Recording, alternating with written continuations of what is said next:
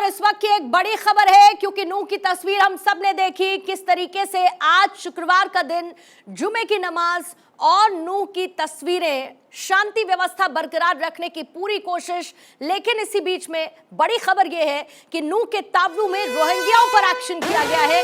जो अवैध घर है उन पर बुलडोजर चला है और गैर कानूनी रूप से रोहिंग्या यहां पर रह रहे थे। नूह के ताबू में ये एक्शन और तस्वीरें इस वक्त आपके सामने हैं।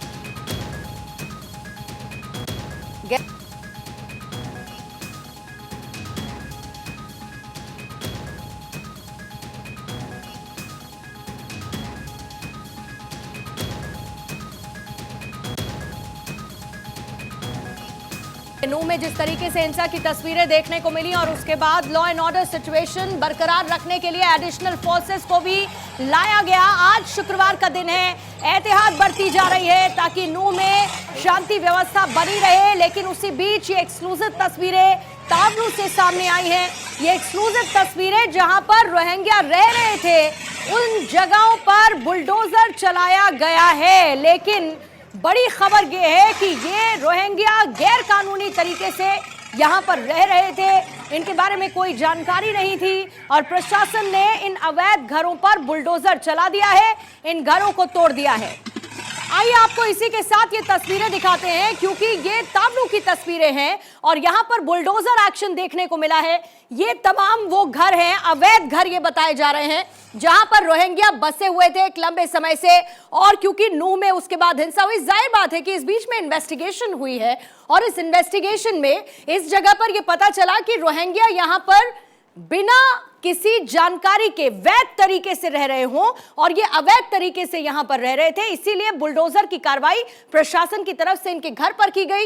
ये देखिए यहां पर बुलडोजर और जो रोहिंग्या रह रहे थे उनके घरों पर बुलडोजर चला दिया गया। ये आपको कुछ लोग जो तस्वीरों में अभी नजर आए थे, ये वही लोग हैं जो यहां पर इन घरों में रह रहे हैं। ये वही रोहिंग्या हैं जो अवैध घरों में रह रहे थे, गैर कानूनी तरीके से रह रहे थे और इन पर प्रशासन का एक्शन देखने को मिला है।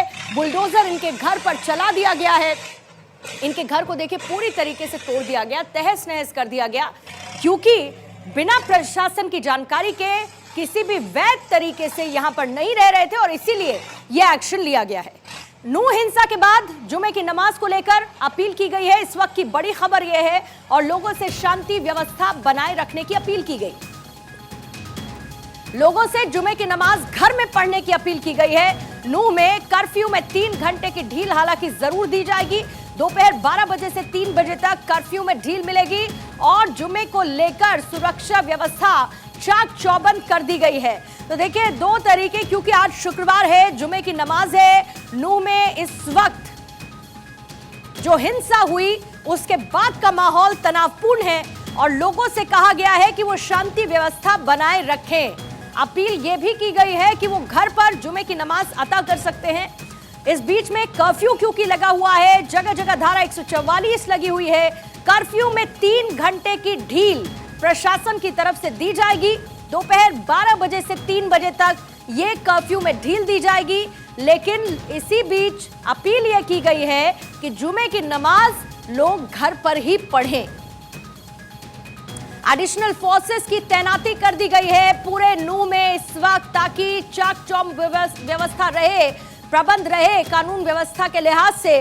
और ऐसे में लोगों से बार बार शांति व्यवस्था बनाए रखने की अपील की जा रही है। ये कहा जा रहा है कि लोग शांति बनाए रखें और नमाज घर पर ही अता करें। जुमे की नमाज को देखते हुए एक्स्ट्रा अलर्ट पर नूह, जहां पर हिंसा घटी है, आग के हवाले कर दिया गया।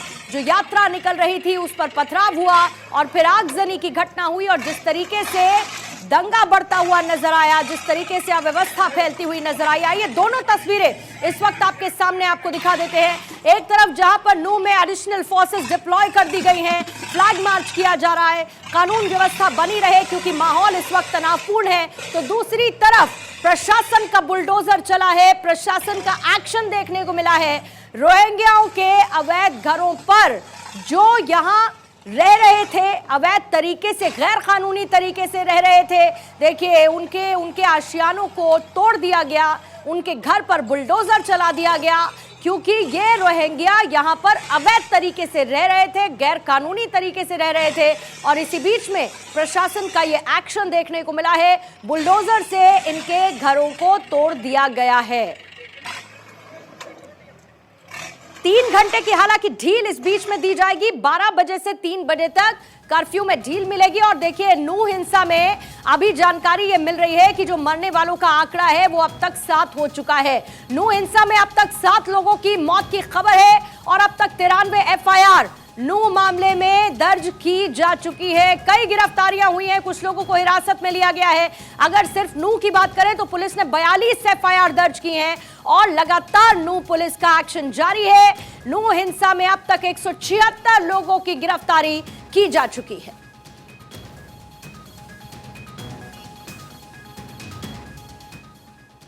हरियाणा में जुमे की नमाज को लेकर पुलिस इस वक्त अलर्ट पर है। सोना में भी हिंसा की घटनाएं देखने को मिली थी। उसी से सटा हुआ है मानेसर, पटौदी। भारी पुलिस बल की तैनाती यहां पर कर दी गई है और पुलिस ने लोगों से घरों में ही नमाज अदा करने की अपील की है। नूह में केंद्रीय बलों की 5 टुकड़ियां तैनात कर दी गई है। सेंट्रल फोर्सेस यहां पर तैनात है और हिंसा को देखते हुए सोशल मीडिया पर भी नजर रखी जा रही है। फेक जानकारी शेयर करने पर सख्त कार्रवाई होगी, क्योंकि जो नूह में हिंसा हुई उसका आधार, हालांकि जो बयान सामने आया, चाहे वो मुख्यमंत्री हो चाहे वो अनिल विज हो, उन्होंने ये कहा कि ये पूरी तरीके से प्लान्ड हिंसा लगती है और इसमें साजिश की बू आ रही है और उसी के हिसाब से आगे की कार्रवाई की जा रही है। लेकिन 5 टुकड़ियां तैनात कर दी गई है। जो सोना है उससे सटा हुआ इलाका मानेसर और पटौदी, यहां पर भी पुलिस फोर्सेस को डिप्लॉय किया गया है। केंद्रीय बलों की 5 टुकड़ियों की तैनाती कर दी गई है और सोशल मीडिया की भी मॉनिटरिंग लगातार हो रही है ताकि कोई फेक जानकारी शेयर करे, कोई अफवाह अगर साझा करता है तो उसको ध्यान में रखा जाए। हालांकि कर्फ्यू में जरूर 3 घंटे की ढील आज दी जाएगी। 12 से 3 बजे तक ये ढील दी जाएगी और भारत 24 भी आपसे यही अपील करता है कि आप शांति व्यवस्था बरकरार रखें, अफवाहों पर आप ध्यान ना दें और जितना मुमकिन हो सके, क्योंकि हिंसा प्रभावित इलाका है, ऐसे में सेंसिटिव जोन होने के चलते घर पर आप रहें, जुमे की नमाज घर पर अदा करें। सरकार की तरफ से भी यही अपील की जा रही है, क्योंकि अलर्ट पर सोना, मानेसर और पटौदी भारी पुलिस बल की तैनाती और गिरफ्तारियां बड़ी संख्या में की गई हैं। ये देखिए, अभी फ्लैग मार्च करते हुए आपको फोर्सेस नजर आ रही हैं और इसके साथ साथ देखिए, नूह हिंसा मामले में सुप्रीम कोर्ट में भी आज सुनवाई होनी है। यह भी एक बड़ा डेवलपमेंट है। सुप्रीम कोर्ट में सुनवाई होगी, क्योंकि पिछली जो सुनवाई थी उसमें सुप्रीम कोर्ट ने नोटिस भेजा था, जिसको लेकर आज डिटेल सुप्रीम कोर्ट में पहुंची होंगी। 3 राज्यों को सुप्रीम कोर्ट की तरफ से यह नोटिस भेजा गया था, साथ में केंद्र भी इसमें शामिल था